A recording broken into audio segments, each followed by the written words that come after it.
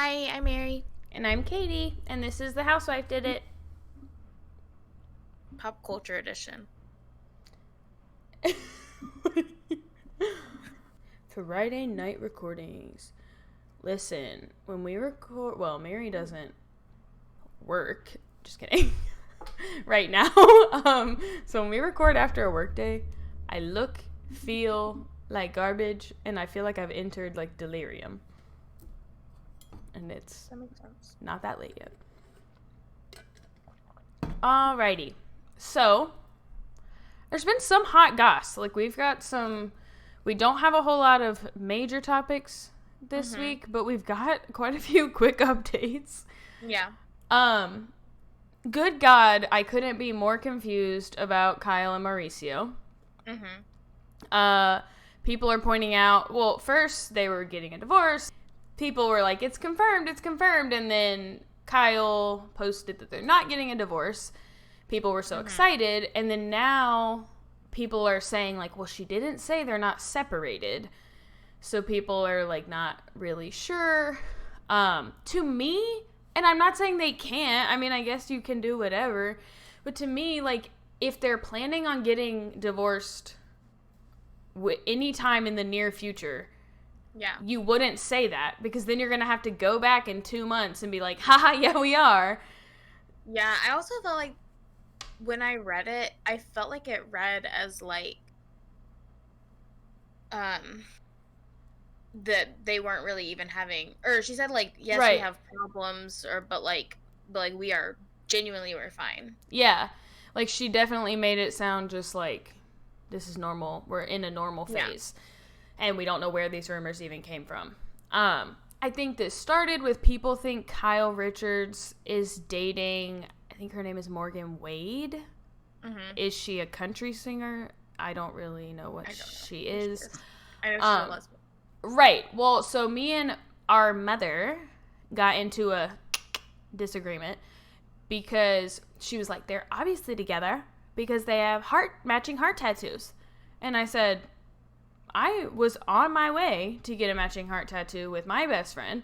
I said, right. I understand that might be weird for you as like 50-something-year-old women, but like girlies do that. Like, they do things together. They get heart tattoos together. Now, where it gets weird is that I did see at one reunion, Kyle was like, I got this new tattoo and it means something special to me. And, like, that is weird, right? That, like, you wouldn't just say, like, I got it with my friend. And I don't watch Kyle Richards' Housewives, so I don't, like, know the backstory. But I did say to my mom, like, if she were friends with another straight woman, you would not think it's that weird. Yeah. You think it's weird because Morgan Wade is gay. Yeah. So I guess we wait and see. A lot of people still think they're going to announce a divorce soon. I think that'd be so embarrassing. Right. Like, I think they're either fine and everyone needs to fuck off, or they have an agreement, right? Like, maybe she is with Morgan and either her and Mauricio aren't together, but they're going to stay married, or maybe they have an open relationship, or maybe they'll be in a throuple soon. Like, who fucking knows? But I don't know. I mean, I feel like that's a bold statement to come out and be like, we are not separated. Yeah. And then to just go back and be like, yeah, we are. Yeah. Although, this isn't on our list because I literally just saw it. Did you see Kim Zolciak has now, like, taken back her divorce with Kroy Biermann? They are now, like, not getting divorced. Oh, God. So, like, that's what's about to happen with Kyle and Mauricio, I guess. Yeah. We've been binge watching Girlfriends. Yes, okay. And I feel like I'm at that place with Tony and Todd right now, where like they're like, we're getting divorced. No, we're not. Yes, we are. No, we're not. And I'm like, okay, make a freaking choice. I don't care what it is at this point. Yeah, I like Girlfriends. It's good. Next up in Bravo News, Ariana Madix and Derek Huff, in a joint Instagram post, have officially announced that she will be on Dancing with the Stars. I don't watch Dancing with the Stars. Is he like a judge now? He is. Okay. So in 2020, when they did their season, like a little later because of COVID, Lynn was unable to travel back from the UK, and so Derek took his place as an extra judge, and then he did so well that when Lynn was able to come back, he continued as an extra judge, and then this past season, Lynn announced that he was retiring, and so Derek was going to fully take over that position, and now Lynn has passed away. Mm-hmm. And so he is kind of taken, I don't want to say he like took his job, but Yeah. like he is the newest judge, Mm-hmm. whereas the other two are the same as they always have been. Okay. Yeah, and I mean, it sounds like the plan was to get him in there anyway. Yeah, his wife is also a ballroom dancer, and so sometimes they'll do like quick dance lessons on the show together to show like what a dance is supposed to look like. Yeah. Yeah, I'm excited. I will probably watch because of her. It's really good. I love Dancing with the Stars. Yeah. I just like she is not stopping with the ads, dude. Like No. and they're like well done. Like these people are not actors. I mean they are, I guess. Like that's like what they do. But like their day-to-day life is not acting. It's a show. Yeah. But like a reality show, but she does them well. Like normally when people do ads on Instagram, I think like that is so fucking cheesy I could die. But like it's cute. Like yeah, I like it. Well, I mean, I just think she does them well. Like obviously she was not shocked when Derek Huff walked into her unopened store, but like it was still like it was cute. Speaking of Bravo, there was no below deck sailing yacht this week. Was that like announced? Was there like did you know I'm really that? bad at keeping up with those things. I had not heard that it was not going to be on. The only thing I can think is if it has something to do with like the 4th of July, but it comes on Mondays, so I don't really see why, but yeah, I was bummed. But Southern Hospitality just wrapped filming on season 2. Woo. So it's going to be coming back soon, and I really do like Southern Hospitality. I think I've said this to you before. It's like Vanderpump Rules, but like everyone has a double name. Yeah. Like it is very like Southern, but it has like the same type of drama as early Vanderpump Rules, and it is in the same setting. So like I always prefer to watch these types of shows on Bravo than like the Housewives, because like it is all poor people. Yeah, pretty much. I mean, like they all at this time around with Southern Hospitality, they're all like influencers, and like so they do lead a little bit more of extravagant lives than I think early seasons of Vanderpump Rules. Yeah, but it is like very young, early 20 something, like servers and bartenders, so it's very similar. They're not like wealthy. Yeah. Also, I saw that the Daily Mail reported that Selena Gomez is dating Jeremy Allen White. I saw that too. But then our dear friend Taylor Swift said she was an independent girl. So yeah, but I saw like someone said like casually dating, and then someone commented and they were like this emphasis on the word casually. Okay. I don't know if they like know them or if they just mean because of who he is. Like they know it would be casual. So I mean, they may be dating, and that she would still be single. You know? Someone who is not single though, Keke Palmer. Mm-hmm. But maybe not for long, because she posted a video or picture of her at a concert, and her boyfriend, who's also the father of her child, publicly shamed her for her outfit on Twitter. Basically, I think what he said was like, "This outfit, you're a mother." Yeah, and then like people came for him quick, as they should. Mm-hmm. What the hell? Yeah. His response after, did you see that?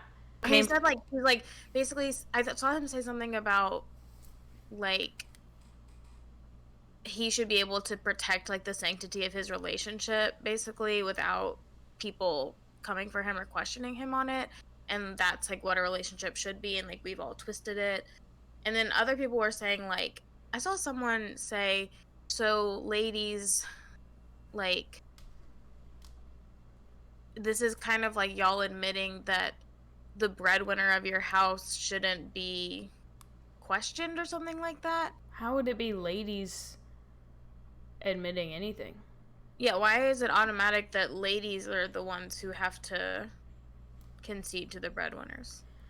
Yeah, I think he basically said, like, when people said something, he basically just replied that, like, he said, we live in a generation where a man of the family doesn't want the wife and mother to his kids to showcase booty cheeks to please others, and he gets told how much of a hater he is. This is my family and my representation. I have standards and morals to what I believe. I rest my case. But the thing is, like, I don't mean this rude, but if your partner, your essentially wife, right, like your life partner, your co-parent, is posting these pictures, you don't have the same morals and values and standards. Right. So, like, to say, like, these are our family values, like, they're clearly not collective. Or you would say to her before she left the house, or, like, when she bought this outfit, like, I don't know where you're going to wear that, because that doesn't work with our family morals. But it's like... Someone also pointed out that when she was still pregnant, he posted a TikTok of her where she was topless. And so, and, like, in just underwear. And, like, she had her hands over her nipples, but, like, she was literally only wearing underwear. She was less covered than in this see-through. Right. And so they were like, it doesn't seem to be about her and how she's representing herself as a mother. It seems like maybe you're jealous. Yeah. Speaking of mother, today I told Sammy today, I said, did you know that both of my mothers have the same birthday? And he was like, I don't know what that means. And I was like, he's like, what? He said, who is your other mother? And I was like, Taylor Swift. And he was like, Taylor Swift has the same birthday as your mom? I was like, she does. Yeah, our mom just figured that out, too. Good for her. Yeah. So, we are recording on Speak Now, Taylor's version release day. But before that, well, I guess, I mean, on the day, she posted a picture, a little picky. We haven't gotten any, like, personal from Taylor in a while, right? Like, it's just been, like, promoting, which is fine because she's doing everything. But so she posted a picture from the 4th of July and said basically, like, a late post for Independence Day with the independent girls. How cute. Yeah. And yes, Selena was in there. Yeah. The post was so 1989 coded. Also, like, so somebody pointed out that this is very reminiscent of a 4th of July party she had during the 1989 era with a lot of the same women. The second slide of the photos she posted was all Polaroids. And the last one was a solo shot in a light blue dress. That solo shot. And somebody said that her nails were light blue, but it did not look like her nails were painted at all to me. But I was like, the Polaroids? The blue dress? Okay, girl. Yeah. So, going through the album, I'll start with songs we already knew, but just, like, noteworthy. Better Than Revenge had the rewrite, the lyric change. It is now, instead of she's better known for the things that she does on the mattress, it is now he was a moth to the flame, she was holding the matches. I'm not gonna lie, I understand people feel nostalgic about the original, and that's fine, but I like this rewrite. I think, yeah, like, everyone keeps saying, like, I loved when the feminism left my body for just a second during that line, and there's, like, nostalgia of, like, singing that line, and it was so scandalous. But I always felt like that line, not to be rude, no insults to Taylor, but was not as good as it could have been for who I consider the world's best lyricist. Yeah. I saw someone say that, like, the way Better Than Revenge read in its first writing was like a 19-year-old girl angry texting her best friend. Yes. And so I do agree. I think that it was not, like, up to par with her normal level of lyricism, but I also feel like that was kind of the point. It was just kind of pissed off. Like, I don't care what I sound, how stupid I sound. I don't care if this doesn't make a lot of sense, but, like, I'm so mad. And so I think it made sense that way, but I agree that it wasn't like I don't know, it wasn't like how she normally writes. Yeah. And I do think that this new lyric is, like, more mature and is better written. I also think, though, that we have to understand that now, as a 33-year-old woman, Taylor has lived a lot of different experiences since she first wrote the Speak Now album, and one of those experiences is having been slut-shamed relentlessly. And so I think that it's important for her, if she feels like that lyric no longer represents how she feels about other women and how she wants to present this narrative of what happened between her and Joe Jonas and Camilla Bell, then it's important for her to be able to rewrite that, because that's things people have said about her now. Yeah. Listening to Never Grow Up was sad. So sad. Enchanted on Spotify, at least, the video that plays in the background is from the Eras tour, which Enchanted is the only fucking Speak Now performance that she does on the Eras tour. But in my opinion, they use the video of the best Enchanted dress that we get on or have gotten so far on the tour. That's not to say there won't be different ones. So I thought that was cute. All the videos were kind of nice. Like, all the background videos were cool looking. Honorable mention for Last Kiss, Long Live, and Hours still being so fucking incredible. And Hours got better. Like, significantly. I was like, whoa. Yeah, I was sad that the shaky breath in Last Kiss is gone now. Yeah. Somebody, like, I saw someone post a TikTok where they were like, no, listen, it's still there. Like, it was, like, not even close. And people were like, it's okay, honey, it's gone. Yeah. Don't try to make it be there. Yeah, we did debate a little bit Haunted. Like, it doesn't seem like she's singing faster. Yeah. But, like, the background, the music is faster, I think. So.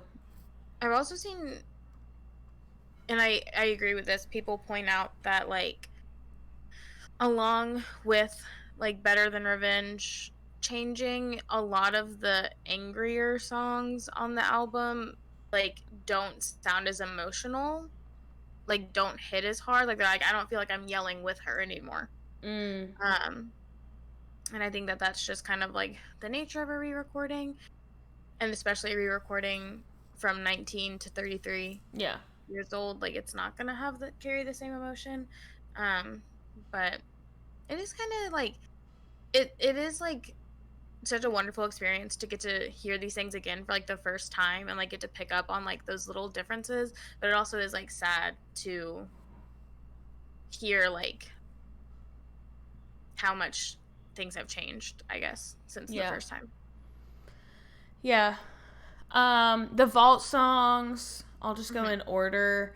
So Electric Touch, not my favorite ever. But as we'll talk about when we get into I Can See You,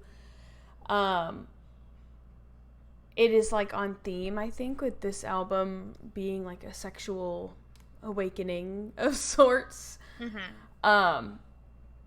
was fine. I also wonder if it would sound better if it was just her. Not Fall Out Boy, yeah. Yeah.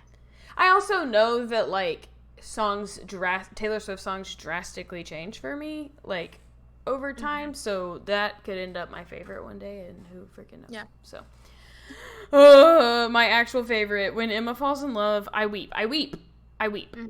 I So good. thought, like, this story of, like, an anxious love, how cute is that? Like, she's talking to her mom about stuff, like, before it's even happened, talking about what's gonna go wrong. Like, so cute. Mm-hmm. That boy will never be the same. When Emma falls in love, that boy will never be the same. Like, I want someone to talk about me like that. Yeah. Like, gorgy. I was sitting at work and I had to turn my fan off because I was getting chills. I was like, this is too much. What other lines did I love? If Cleopatra grew up in a small town, that's what Emma is like. Whoa. Like, that's cool. That's sick, dude. Bad boys would be good boys if they loved her. Incredible. I also, like, want to know Emma. Who is she? I want to meet her. Do you know who it's supposedly about? Well, I mean, I've heard a lot of theories before anyone heard the song. So, people are, like, still saying that it's supposed to be about Emma Stone. Mm-hmm. And, like, because they were good friends at the time that Speak Now was originally written. But they're debating whether it's about Emma Stone getting into a relationship with Andrew Garfield. Okay. Or Emma Stone getting into a relationship with Kieran Culkin. Okay. Which I think really changes the course of the idea of the song. Yeah. Because, like, one was, like, a very public relationship that I think everyone in the world was rooting for. Yeah. And one, I did not know that Emma Stone had dated until today. Yeah, I don't even know who that is. It's Macaulay Culkin's brother. Oh, but I wouldn't know him from anything other than that. He's in several things. He's in Home Alone. Mm-hmm. He's in that movie about Waco. The, like, cult shootout movie. Yeah. He's also in I think he's in Under the Banner of Heaven. Okay. Yeah, he's been in a few things. I think if you saw him, you would recognize him. I don't know. I liked that one because I don't know, when I heard it, it wasn't really, like, about any specific relationship. It was just, like, about, like, how fascinating this girl is. Yeah. For, like, everyone. So. Yeah, I think there was, like, an interview with Taylor Swift from the Speak Now era where they asked her, like, if you could be anyone else, who would you be? And she said, I would love to be Emma Stone. She's like, we're really good friends. I just think she's so cool. Cute. She's amazing. And so, like, I love the idea that is who it's about, and that it's, like, especially in, like, the Speak Now era, where we do have all of these songs on this album that are all about very different people. Like, thinking about, like, Reputation era, they're all kind of about getting out of a relationship with Calvin Harris and into a relationship with Joe Alwyn. And in Speak Now, we have songs about several different people that she had dated at the time. And so, like, I think that, and, like, Taylor herself has said, like, Speak Now has her saddest song she's ever written. It has her most, like, wistful, lovey-dovey song she's ever written. It has her shadiest song she's ever written. And so that it has, like, all of these ups and downs of a relationship. And so I like the idea that it's about someone who is, like, very near and dear to her, that, like, look how nice it is for my friend to be so deeply loved and to deserve it, and, like, I can't wait to have that. Yeah. On to probably Mary's favorite. Yes. I Can See You. I was getting very nervous. Like, watching what people were saying on Instagram, I was like, is this gonna be like fucking porn? Like, what am I about to listen to? These people are so drama. It's like Dress's little sister. Yeah. but it was so good. Like I said, on par with the This Is a Sexual Awakening. Me and Mary talked about this a little bit. I think in the context of like would have, could have, should have, being during this era, we know about John Mayer. I think it can feel like this is supposed to be like sad. Like her being sexual would be like sad, right? But I also think like being a young woman, being between 18 and 20, she says she was writing this between those times. I think it's perfectly appropriate. And I also think like there has to be space for like sexual interest, but with age appropriate people. Yeah. And that like she is allowed to feel these things and want these things. She just probably shouldn't have been prey to a 32-year-old man. Yeah.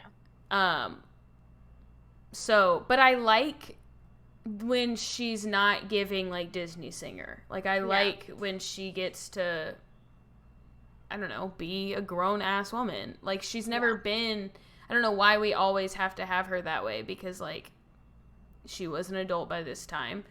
And the line she said, I will stop behaving myself. It's so cute.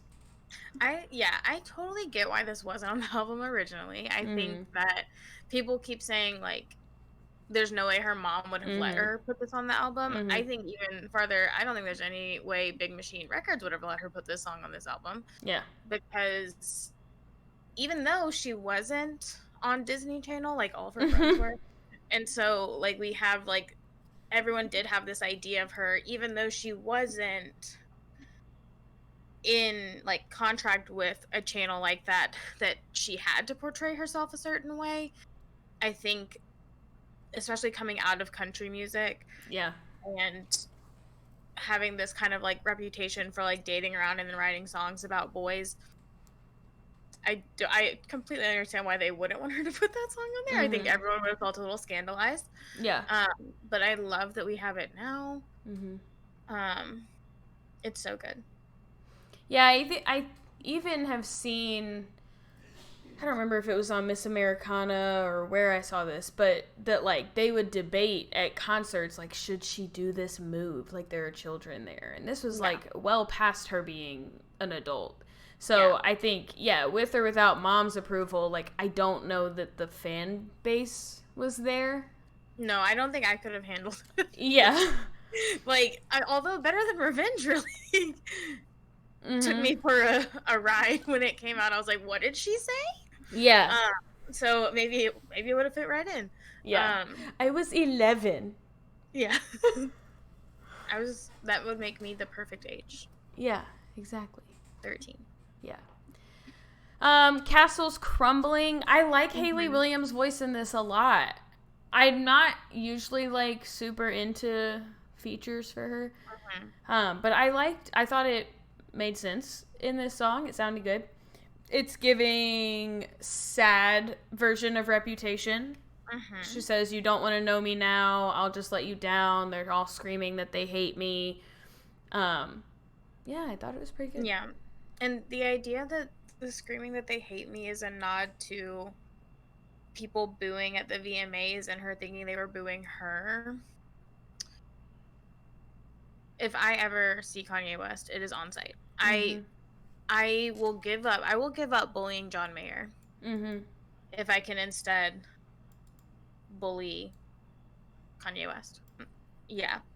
It was sad. It reminded me of the Harry Styles song Falling, which always makes me sad, because there's like the chorus of Falling is like,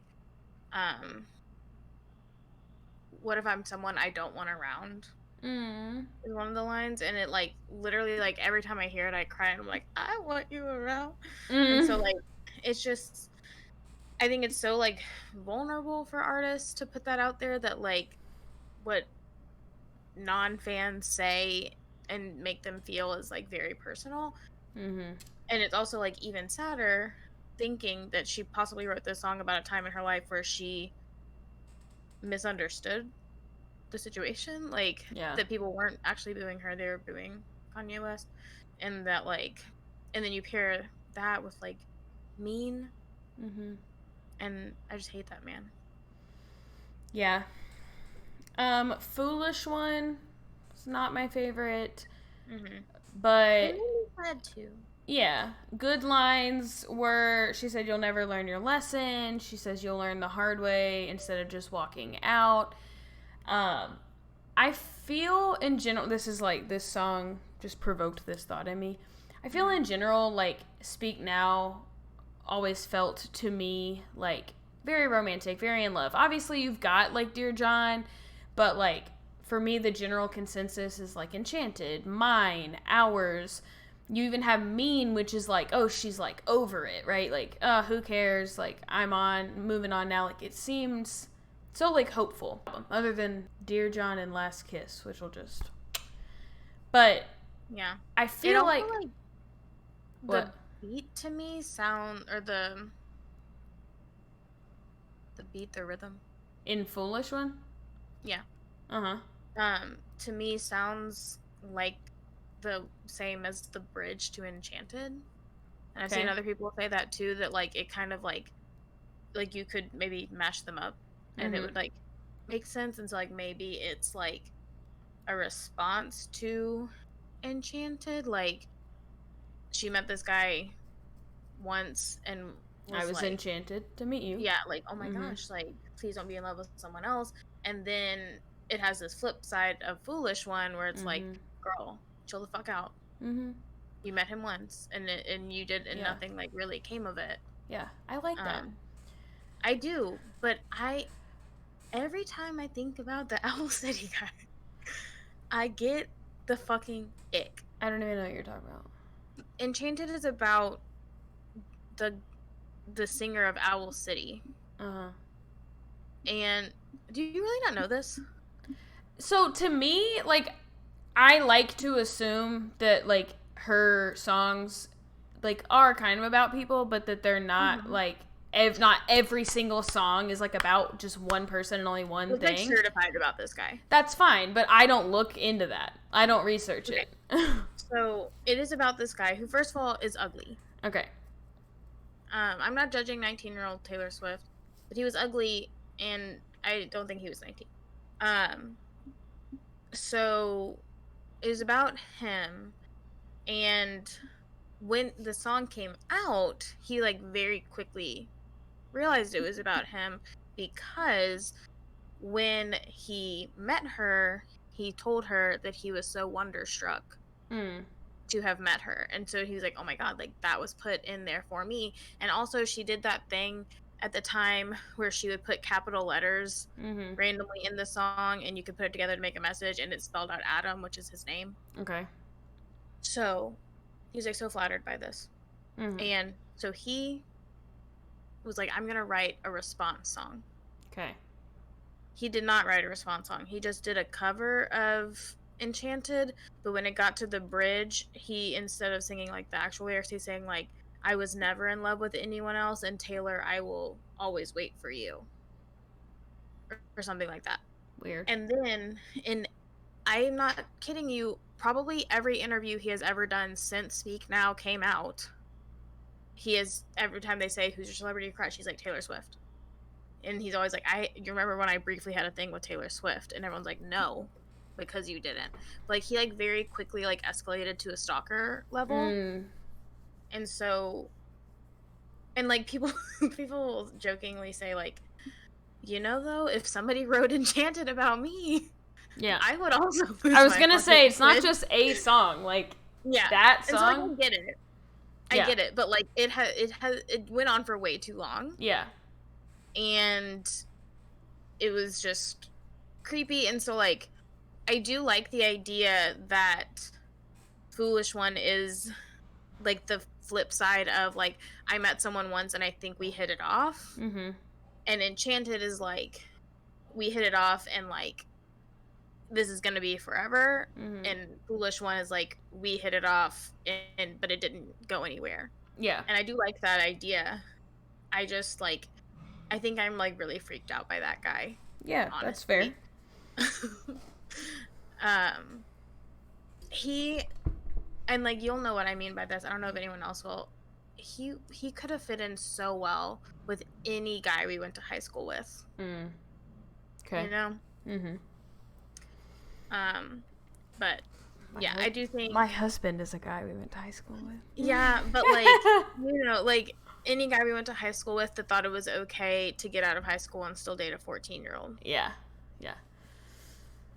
But anyway, my general feeling about the Vault songs is that I feel like they make this album more well-rounded and like a young woman who is going through like many chaotic love phases. Like there's some deep love in this album. There's some puppy love in this album. There's obviously some toxic relationships in this album. We've got some lust now in this album. And I think that like that is very true for 18 to 20-year-olds. Yeah. And so I appreciate that. And I think it's very true because, again, like, she goes through so many different relationships with and it's over 2 like she's writing this over like 3 years basically. Yeah, and so like I like that you can kind of like pinpoint which relationship each song is about because they are defining a certain type of relationship, and like I like that she doesn't write about all of them in the same way because they don't deserve to be written about in the same way. Yeah, and I think like I forget that she had an album that was like many different people all together because like we had Joe for so long that she was either writing about Joe or she was making up new scenarios basically. And it's like, oh wait, in this time when she was 18 to 20 she was dating multiple, like she was going on dates, she was seeing new people. So I was thinking about something you said the other day, and like a thought occurred to me that I think maybe is obvious, but that I like just pieced together for myself. When we were talking about You're Losing Me, and we were talking about how like it's interesting, like her saying like I wouldn't marry me either, in like comparison to all these songs she's created where she basically says she doesn't want to get married. And we're talking about how some of her songs are no longer written from her perspective. They're kind of like storytelling. And I like that. I feel like that really started with folklore. And then I like realized that's what folklore is. Is stories. Yeah. And so then I was like looking at all the songs of folklore. I was like, there's not a single song on this album that I think is about her life. Because they're all stories. They're all pieces of folklore. Yeah. And like I think it seems to dwindle after that album, but like obviously like in Evermore still, but unless she's committed a murder that we don't know about. Right. But yeah, that thought hit me the other day. Yeah. And I needed to get it out. Before I move on to Timeless, I have one question. So on to Timeless. I did look up this one. So they say it's about how she imagines her grandmother's first love going, which is so cute. And I think like it makes so much sense because in the song, like the person who presumably is her grandmother is thinking of centuries before that. Like she says like a 30s bride, something about 1944 or 1958, something about 1500s, which I don't know if that was a year or an amount of people. That mixed reviews on the internet. So quite literally a timeless love, imagining it through different periods of time and like hoping that you'll still be together no matter when and where. And I think that's cute. Yeah. It was not my favorite of the From the Vault songs. I do like the meaning of it. Yeah. It just like songs that get like too storytelly, I find hard to follow. Yeah.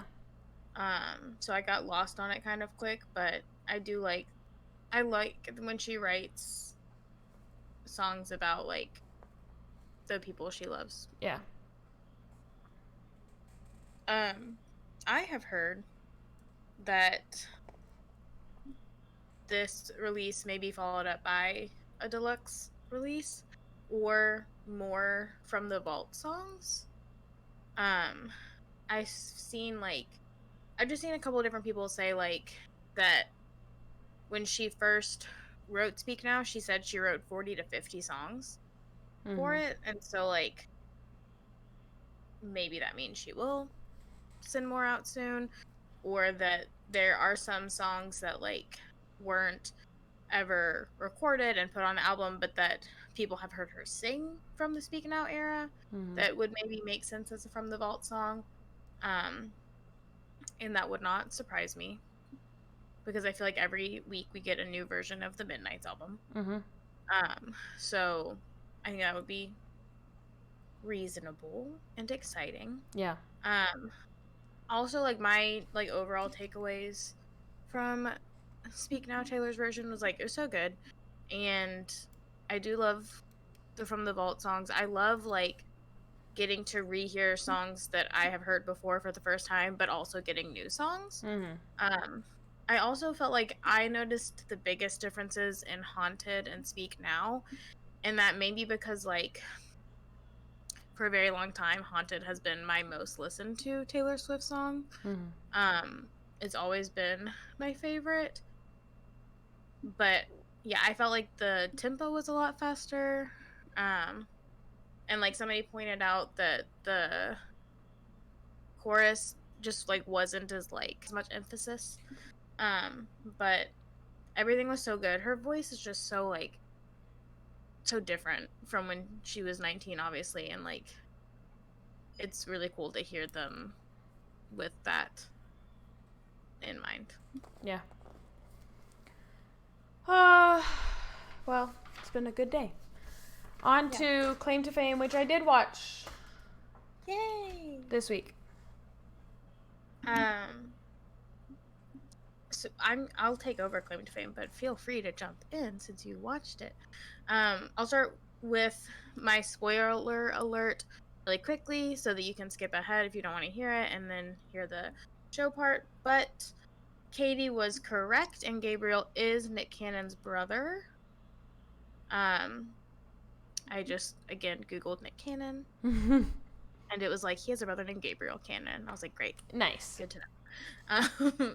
So that was it. Also, like, we got some hints about Gabriel's relative in this episode, so it was easier to piece together as well. But here's what happened in episode 2. So it starts with Travis showing Shane's clue to Jane, and Jane very quickly understands what it is, and she tells him that buckwheat is from SNL, which is what makes it click for him. And he points out that on the clue wall there is a calendar where Saturday is circled, so he's like, oh my gosh, and there's like a donkey next to it, and so he's like, duh, I'm stupid. Then Jane proceeds to tell the entire house, not that she figured out who Shane's relative is, but that Travis showed her the clue. Yeah. She does omit some parts of the clue and omits the part where she knows what the answer was. She says, like, it had like this and this and this. I have no idea what that means. So really throwing Travis under the bus and really protecting herself there. But neither of them said. I was so confused because is that normal? Like, I know there's only like to not say it to each other. Yeah. Well, not like Explicitly? Not to each other, but like they didn't even say it in the interview. Like, I was waiting for one of them to say, like, they kept saying like, well, I figured it out, and I'm like, have you though? Like, all you figured out is SNL. Like, I want to hear who you think it is. It's pretty normal, I think, for this early in the season. Yeah, they don't ever explicitly say it until we hear Travis talking to Gabriel about it later. Okay. So the challenge for this episode is a 3-part challenge. Part 1 is they have to put on a full face of makeup and walk a red carpet that is covered in what Franklin Jonas calls small building block toys. They're Legos. He just doesn't want to get in trouble for saying that. Chocolate sandwich cookies. Yeah.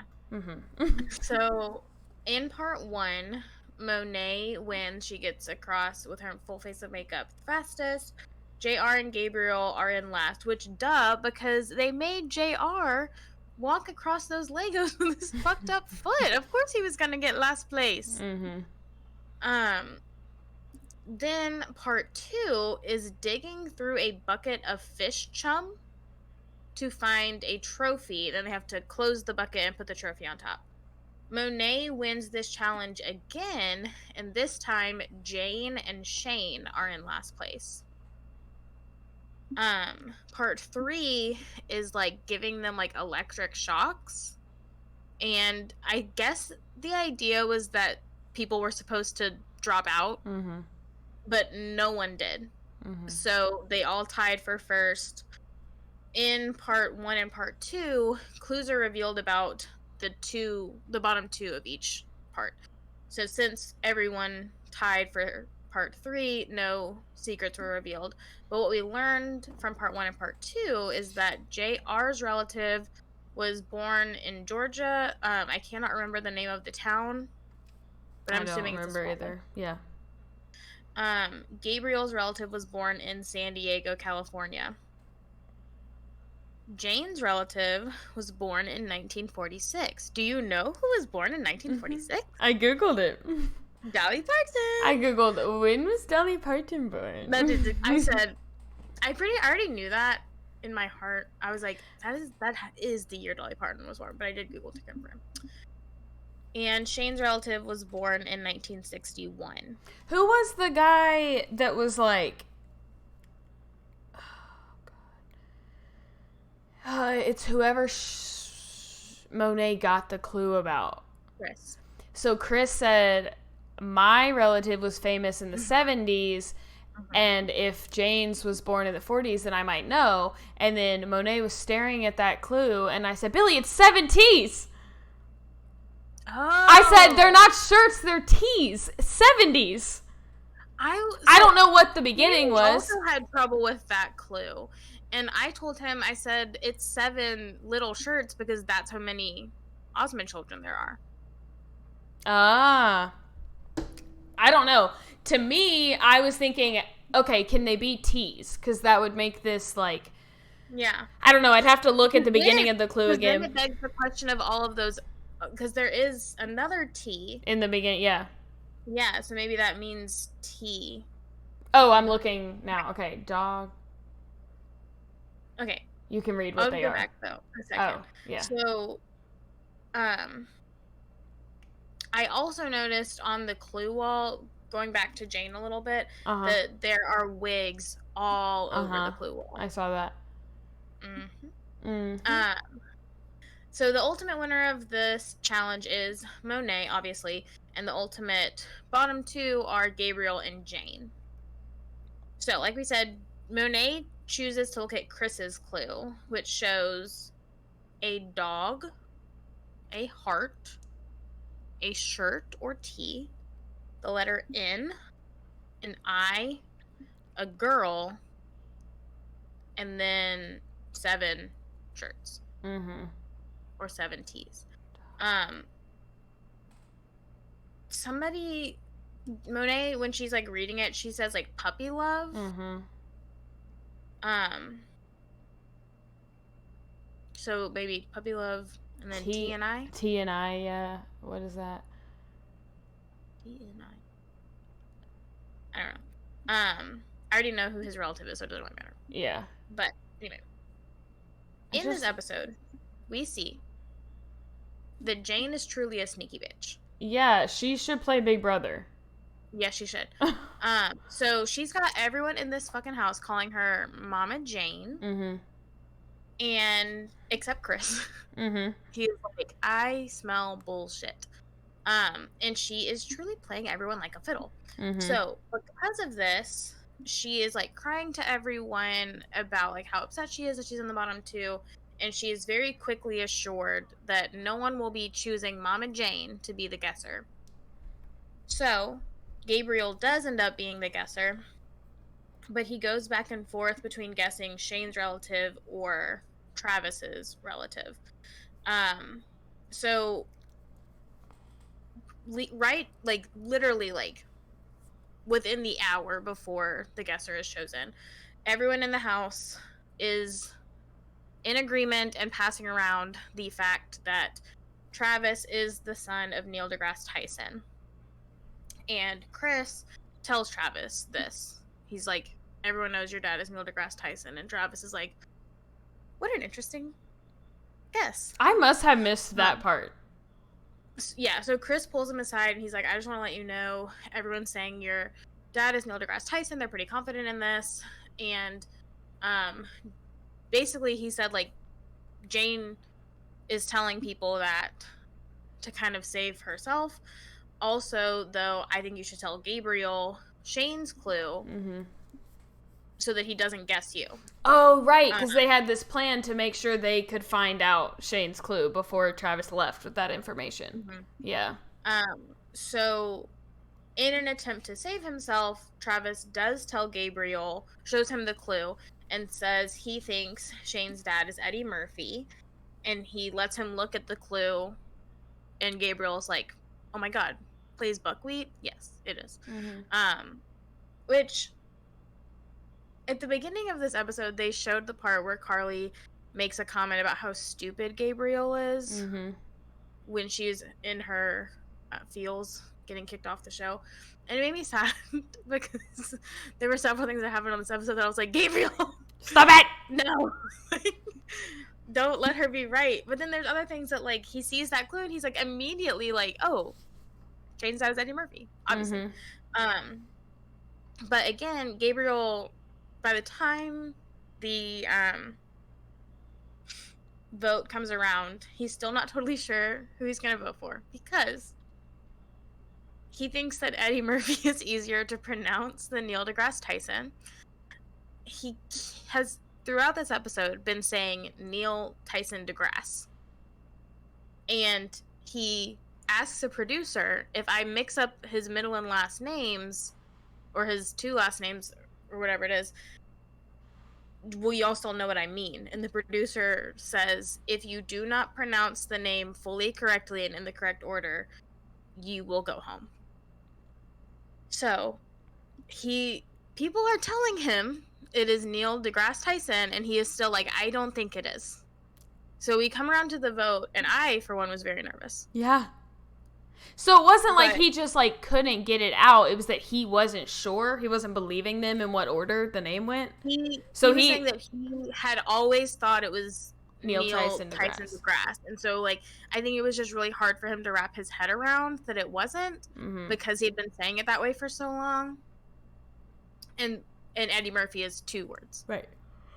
So he does end up choosing Travis, and he does say it correctly. Nice. And Travis does go home. He gets a video message from his dad about, like, how proud he is, and we got a very emotional speech from the bonus Jonas. He tells Travis, like, what an inspiration his father was to him growing up, and, like, he's like, your dad made me want to be an astrophysicist, and Travis is like, what happened? Yeah. Like, honey, you have a whole album about cocaine now. Yeah. What went wrong? But, like, it was really funny, and it was very sweet. Like, he was, like, kind of choked up, like, talking about how much he admired Neil deGrasse Tyson. And Travis agreed, like, he has a wonderful dad. So it was sad because that's what an exit should be like. Is just everyone be like, oh, like, this is such a bummer, but, like, that's okay. And last week with the exit, we were all just kind of like, get this bitch out of here. So it's sad to see, like, somebody that they really did care about and someone who handled it well have to go home. But yes, so that is what happened on Claim to Fame. Did you like it? Yeah, it was good. I ended up downloading photos of the clue wall. Oh, wow. And I'm trying to pick through them, and I would do so poorly on that show because, like, those little symbols mean nothing to me. Yeah. Like, there's, like, a little, like, there's a ping pong paddle. And you're like, oh, got it. It's a ping pong star. Yeah. Must be. My first thought was, Vince Vaughn. I was like, oh, dodgeball. It's a Randall Emmett. It is. I was like, nope, dodgeball is not the same as ping pong. And then I started thinking about a scene from The Office where they played ping pong, but, like, what a niche clue. Yeah. So, yeah, I don't think I would do well on that show. But it is really fun. And to see them like write down in their journals like what's on the clue wall, and then put like a who they think the celebrity is, and then who they think the possible relatives could be. I think that's really cool too. So yeah, it's fun. I think it's gonna get more fun as we continue. But that's what happened. Hardy and I. Dog Hardy and I. I'm thinking like N-I is like and I. Right? And I girl. And that's what I think. Puppy love T&I girl. I don't know. T&I. What is T&I? Tits and igloos. I looked up, because again, I know who it is. Yeah. So I looked up, like, Osmond dogs. family songs. Yeah. No. All right. On to the Bachelorette. Me and Mary are obviously stupid, awful judges of character. Kick us out. Fire us. We're done. Ah! My general feeling is starting to become that Charity falls fast and she falls hard, and I'm concerned that she's not seeing red flags. Perhaps I am too aware of red flags, but I feel like she just loves everyone. Yeah. Well, yeah. Wasn't aware of the right ones. So, we'll go through the episode chronologically, which starts us off with Aaron B. on the one-on-one. She really likes him. Because of that, I like him through her eyes. However, I don't like him. I think he's cheese, dude. What's with all the buzzwords and the cliches? It feels like he literally looked up, like, what are green flags in 2023? And he even fucking said green flags. No, don't say green flags on a date, dude. And he just starts spouting them out. First of all, he straight up tells her she has so many green flags. That's weird. Then he owns up to his past, and in his past he wasn't good at active listening, and then he went to therapy, which, like, buzzword in and of itself. Add to that she's a therapist, and she loved it. She ate that shit up. I can't believe he went to therapy. Men don't go to therapy. And I'm like, girl, he saw that on TikTok. Like, stop. I also feel like they're too much alike. Their stories they're like, my dad used to wake up at 6 a.m. on Saturdays and clean the house listening to oldies. No, my dad used to wake up at 6 a.m. on Saturdays. And I'm like, whoa, that is weird. You're going to have this. Siblings. Yeah. I literally was like, obviously it's not. But I was like, it's like fucking a Parent Trap moment, but weird and different. Yeah. Both of their parents are apparently, like, the happiest fucking love story in the world. So yeah, I felt like they were both trying to, like, officially claim that. They were like, no. And I'm like, I'm sorry, baby, but you gotta have some trauma in there somewhere in a relationship. Yeah. One of you gonna have some shit happen to you, because that's not gonna work. Obviously, he gets a rose. Again, I like how much she likes him. I like that she's into it. Yeah. She started crying, talking about how if this is how her journey is gonna go, this is a great sign of what's to come. And I love that. I love that it started off with her excited. I agree with you, I think, pretty much on everything. I think that is one corny-ass dude. Yeah. I really thought it was weird that he brought back the coin from his intro and then admitted to her that it was a double-sided coin. That is, like, the one thing he did that I liked. Because I was like, thank you, God, for fucking just telling her it's double-sided. Like, we all knew it was double-sided. I think the double-sided thing was great, but, like, I thought it was weird that he, like, brought it with him, like again. You can't do this every time. This can't be your shtick. Yeah. Also, like, other than that, like, I agree with you on everything. My key takeaways from the date in and of itself is, like, at first I was like, when can we get the fuck away from this country music? Yeah. I'm sick of it. It's so old. But then Charity was like, I love Lauren Elena. And I was like, okay, my little Georgia Peach. Yeah. She sang the same song, one song. Yeah. But also, and I like said this in our last episode, I felt this way about Aaron B and Dotun, that they didn't get a whole lot of time with her on night one. And so I could see her like wanting to get more time with some of those guys who made a really good first impression on her, but that didn't have enough time to speak with her. And so I am glad that she chose him for the date, because similarly to Dotun, I could tell as soon as he came out of the limo that she really liked him. Yeah. But then Brayden proves me right by immediately becoming insecure, and like it makes me wonder, because I was very careful with how I chose my lineup based on that like that's how it typically goes. Whoever got the first impression rose kind of has to sit on the back burner for a bit while everyone else, because like we feel strong about that relationship, so everyone else has to kind of get their time in. And so it made me wonder, like, has Brayden never seen this show? Which is possible because he's a child. Or is he like just so blinded by love that he doesn't like remember how it works? But like for him to already be so insecure and being like, I really thought she would pick me for the first one-on-one attitude. Like, obviously she wasn't going to do that because you got the first impression rose. Yeah. And someone said that, someone said that to him. I don't remember what analogy they used, but they basically said, like, if you got this, why would you expect to get blank again? Right. And he kind of said in, like, an interview, like, you know, I'm just hoping she just, like, cancels the whole thing and, like, goes with me. Or maybe that was in a preview or something. Dale.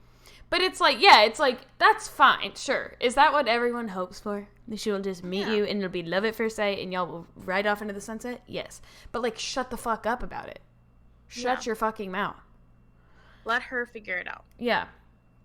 So, back in the house, they're getting a group date letter, whatever, to tell them who's on the next date. And Brayden is trying to make us look like fools for every single good thing we said about him last week. And he's doing a damn good job. Yeah. Again, there's a fine line between being able to acknowledge that you wish you had gotten the one-on-one, that you miss your girl, whatever. But at this point, like, he's just talking way too damn much. Like, every scene in the living room with the men, he's the only fucking one talking.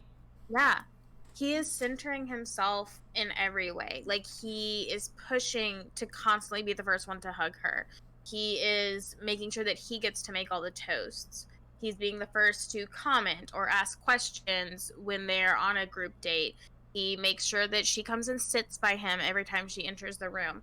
And again, I think that, like, it's great that you want to be with your girl, that you want to show yourself off to her. But it also, like, begs the question, like, you met her yesterday.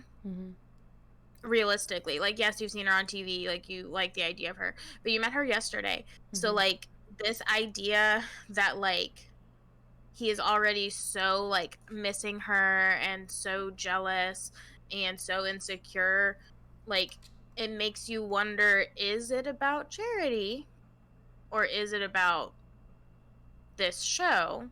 Because, like, you don't know her yet.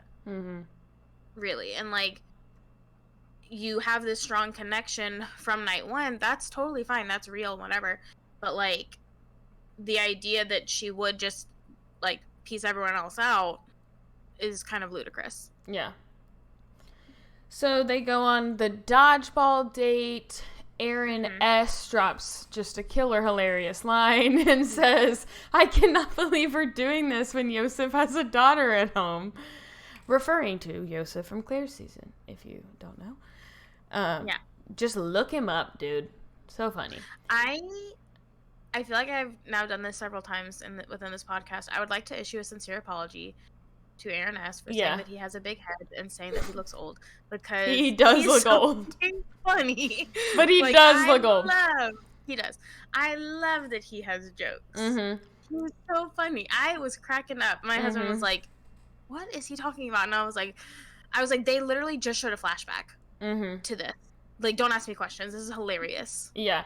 I did tell Billy he was 33, and he said, no, he is not. later, Brayden will pull a Yosef. So, stay tuned, everyone. Yeah. Brayden then drops the line once they're at the cocktail portion or the after dodgeball part. He drops the line that voids all the things that we said last week when we thought he wasn't being arrogant, just that he was really excited. He says, I know now that I'm her number one pick. And that's the line. We said there's a fine line. You just stepped over it. Yeah. When the episode first started and Jesse came in and he was like, what's with this scarf? Like, I was like, quit making fun of Brayden's outfits, you coward. Mm-hmm. That was my first thought of the night, was like, leave him alone. My last thought was that I realized I had been out loud arguing with my TV for the better portion of that episode. Like, he was making me so mad. I also felt like he reminds me of Noah when Noah was on Tayshia's season. I love Noah. I love Abigail and Noah. But when Noah was on Tayshia's season, it wasn't this bad. But I did feel like Noah seemed immature. He was, I think at the time, he was like 23 or 24. And I think that Noah fared much better on Bachelor in Paradise. Yeah. Where he had more options his age. And more options in general. And I think that is maybe more Brayden's speed. I think that he fighting over one girl is not good for him. I feel like he needs to have options because he is digging in so hard with Charity again after like one day that it's just like too much. And he's fucking up my season bracket. Yeah. I put him in my season bracket because I saw so many damn earrings on his head in the promos, but apparently he wears them all just in that one episode. He has a wardrobe change every 5 seconds. Yeah. And so I put too much faith in the androgyny. I put too much faith in the earrings. And he's fucking it up. Yeah. Adrian, on the flip side of Brayden, mentions to Charity that he has a daughter at home, that for him this is not like a vacation or a spring break like it might be for others. I don't really think he meant this as like an expose. Like, I think he just meant like, this is a serious experience for me because like otherwise I could be with my daughter. But she did not like this comment. Not like she didn't like it from Adrian, but it made her think, like, what the fuck is going on in this group? And she mentioned it to the group, which... I agree. I felt like Adrian was really trying to be mature in that moment. I will say I understand why she heard it like somebody had specifically said, this is like spring break. I do think that he kind of said it that way. And... telling the lead any sort of drama or feeling you have of drama is never good for you. But I think that he was just trying to, like, he really hadn't gotten a chance to talk to her, and so I think he was just trying to, like, connect and, like, be mature with her, but I don't think that that's gonna end well for him. Yeah. Sweet John gets the group date rose. Yes. Sweet. Also, Xavier was such a little cutie on this date. When I didn't realize at first that it was cold on the beach, so when he was giving his interview and he was like fully like recoiled in on himself, I was like, he looks cold. Is he okay? And then later they were like, it was like 20 degrees on that beach in our Speedos, and I was like, oh no, he was cold. But he was so cute. I was like kind of sad that he didn't get picked as like the MVP, but then I realized he was on the team that got to that won. So it didn't really matter. I also want to know who on that date asked where a cup goes. When they were getting dressed, they gave them like Speedos and cups, and somebody's like, where does a cup go? And I was like, what? And I would also like to know why they had the crowd standing behind the game. Yeah. They were constantly getting hit. Just with pelted. dodgeballs. Like there were, and like at some points it was like they were getting hit when they were standing on the side. Like there's no good place for them to be, but like they were getting hit like every 5 seconds.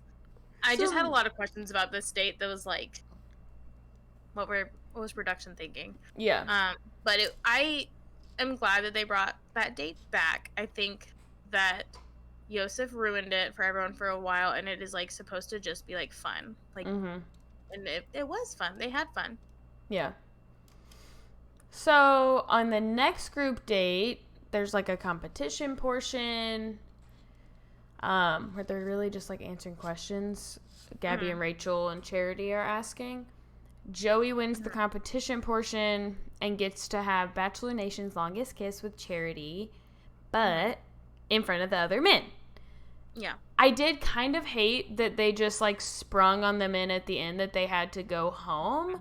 Like, I had a feeling that Joey would get extra time, but I thought maybe like they would go do their cocktail party and then he would get like a music date part at the end. Yeah. Like they would dance together, or fireworks or something. I didn't realize like they would just all go home, and they literally had been sitting like 12 feet from her answering. They had not interacted with her at all. Right. So like that sucked. Yeah, the guy who runs the Rose League app, throughout the episode, he'll like make comments and like ask like for opinions. Like, he asked like, should I count this as a one-on-one? And he's like, I think I have to, because they literally said one-on-one. But like it really was like a shitty situation. I'm glad I got to see Gabby and Rachel. Yeah. But I do agree. It was sad to see that everyone else had to leave. I also was like surprised when they were doing the question portion and they were asking them like to tell a story about a kiss, like their best kiss, their worst kiss, their first kiss. And I was surprised that Joey was the only one that took it in the direction of a story about Charity. Yeah. Especially because several of them had kissed her. Yeah, I was going to say, like, on night one. Like, how easy would it have been to say that was your best kiss? It was creative of him to do it when they hadn't kissed, but plenty of y'all had it just, like, laid in front of you. Yeah. And, of course, she ate it up. So, like, it was sad, but I think it was smart of him. Yeah. To take it that way. Yeah. So, then the losers go back to the house, bummed, but they're still good sports. Yeah. Then None of them are being ugly. Yeah. Then Brayden goes full Yosef mode about a date that he was not on, which is the thing. He says he's going to pack his bag. I am packing my bag. Yeah. Also, all the memes that are like, Brayden's bag, and it's just earrings. He says he feels like they were all disrespected, yada, yada, yada, yada. Then, at the barbecue, when he talks to Charity, it is definitely sugar-coated. He says he tells us he will only stay if he hears what he needs to hear from Charity, which I originally guessed was an apology, is what he needed. But he literally... But that's assuming that he told her his feelings. Right. He didn't. But he just, like, said, like, I kind of didn't love the idea of you kissing someone else over minutes in front of people. He made it more like, that made me sad to think of. Less like, I thought that was disrespectful of you to allow that. Right. And she basically just says, like, oh, yeah, thank you for telling me your feelings. And then they moved on. And he hugs her and never says, my bags are packed inside. Never says, I thought you were being classless in that moment and disrespectful. I will say, I did not hear him say classless. I don't think he did. Yeah. Adrian says he did. I know. But we also have to keep in mind that Adrian said the spring break thing. Yeah. He does, though, say that... Disrespectful. Like, he does say that she was disrespectful to do that. I think... Which I don't think she would have liked to hear either.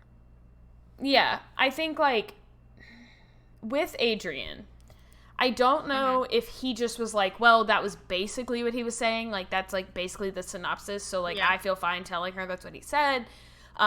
Or if he's, like, straight up lying. Or if he just, like, doesn't remember exactly what was said.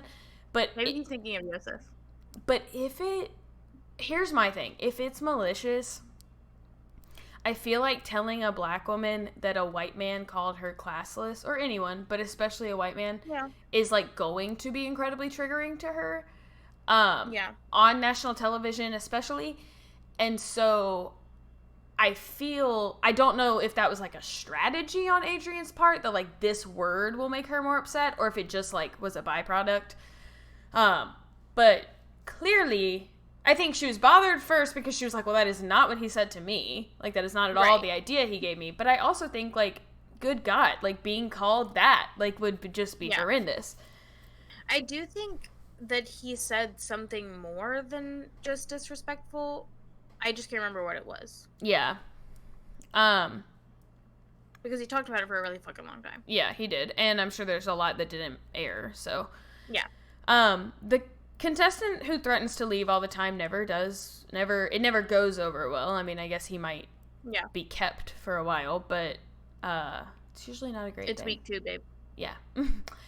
Then when Adrian talks to her, he does eventually name names. This also never goes over well, the person who mentions other people. Mm-hmm. While I do wish Adrian had said nothing, and I don't like, what a waste of your time, you know, like, people always say that, like, just talk about something else with your time with her. I will say, I do feel like she pulled it out of him. He apologizes for the spring break thing. He says, I wasn't trying to make you upset. I didn't mean for it to be a big thing. And she basically says, like, please tell me more and tell me about who these people are and tell me what's going on in the house. I don't know what's going on in the house. I can only hear it if people tell me. So can you please tell me? I trust you. And so he does. And, like, sure, he could have fought her, I guess, and been like, I'm not going to tell you who. But, like, that's weird, too. And then you have the same thing happen where she's going to go say to the whole group, like, well, I don't know who it is, but I heard who wants to own up to it, you know? And it's like, so you might as well just tell her who. The guy, this is also something that happens historically. The guy who she seeks as her informant, usually they never have a romantic connection. We've seen this before where the lead will say, like, no, please tell me. I can't know anything. Please tell me. And it's always someone that we all feel like, oh, they're just friends. Like, yeah. And I think it's something that, like, the lead maybe doesn't even realize. Right. Like, I think that in this situation, like, let's say, I feel like Charity can probably see Adrian a future with him because she already sees him as, like, a close friend and someone she can trust and somebody that is honest with her and that she can just talk to really easily. Yeah. And that is something that you look for in a partner as well. And so I do feel like he might make it I think that it being Brayden is very bad for him. It's going to be a 2-on-1. I do think that he has the potential to make it far because of that, but that at some point she will realize that it is just more of a platonic thing. Yeah. And then final note, Spencer goes home. Woohoo. So we don't have to play any more games. We don't have to just wait for him to go. So. He didn't appear in that episode really once, though. No. So. All right. Not a single word from Spencer, and then they were like, bye. They were like, she went to them and she was like, fuck you for making me keep him. I'm not even going to fucking talk to him. Guy. Yeah. Agreed. And that's all we have. Okay. Once again, we might be super duper wrong about somebody next week. Not Brayden, though. Now we know. Yeah. Watch him, like, be great or something. Yeah. He, like, comes back and he's like, I never should have said that. Yeah. And I take it all back. Yeah. I'm moving into the mansion permanently. Yeah. All right. We'll have to see. We'll see you Friday. Okay. Bye. Bye.